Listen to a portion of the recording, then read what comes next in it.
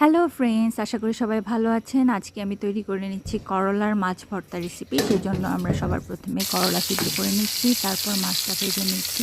মাছটা মরিচ, হলুদ এবং লবণ দিয়ে মাখিয়ে তেলে এপিট ওপিট ভালো করে ভেজে নিতে হবে প্রথমে। তারপর পেঁয়াজ কুচি, রসুন কুচি, কাঁচামরিচ, শুকনো মরিচ আপনারা যা যা দিতে চান সব উপকরণগুলো কেটে নিতে হবে এবং সেগুলো ভেজে নিতে হবে তেলের মধ্যে। আমি প্রথমে কাঁচামরিচ এবং শুকনো মরিচটা ভেজে নিচ্ছি, সাথে পেঁয়াজ কুচিটাও ভালো করে ভেজে নিচ্ছি তেলের মধ্যে।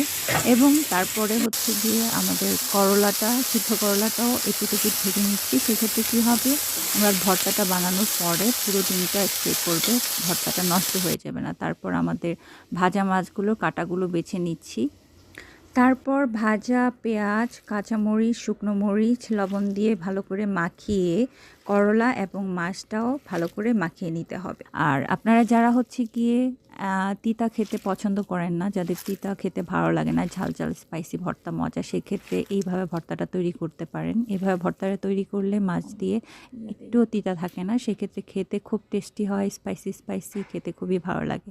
তারপর আমি এখানে ভর্তার মধ্যে আরেকটু সরিষার তেল অ্যাড করে নিয়েছিলাম, যাতে আরও এটার টেস্টটা দ্বিগুণ হয়। Thank you for watching.